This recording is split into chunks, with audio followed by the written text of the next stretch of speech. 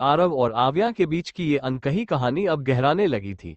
दोनों की मुलाकातें अब सिर्फ संयोग नहीं थी, बल्कि उनकी दिनचर्या का हिस्सा बन गई थी। गांव की गलियों में टहलते हुए, नदी किनारे बैठकर बातें करते हुए और मंदिर की सीढ़ियों पर शांत शाम बिताते हुए उनकी दुनिया बस एक दूसरे तक सीमित होती जा रही थी।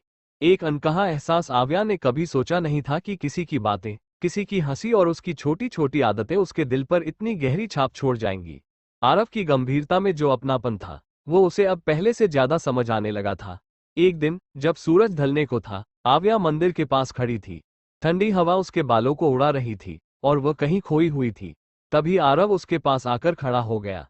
क्या सोच रही हो? आरव ने मुस्कुराकर पूछा। आव्या ने गहरी सांस ली और हल्की हंसी के साथ बोली, बस ये कि कुछ एहसास कितने अजीब होते हैं, समझ में तो आते हैं, लेकिन कहे नहीं जाते।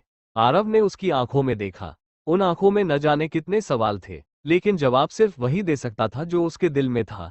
प्यार का पहला एहसास। आरव ने एक कंकड़ उठाया और नदी में फेंकते हुए बोला, कुछ बातें कहने की जरूरत नहीं होती, उन्हें बस महसूस किया जाता है। आव्या ने उसकी तरफ देखा। उसकी आंखों में वही अपनापन था, वही सुकून था, जिसने उसे पहली बार मेले में देखा था।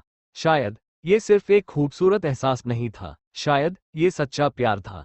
जारी है। भाग 6 में जानेंगे कि क्या आरव और आव्या अपने दिल की बात कह पाएंगे।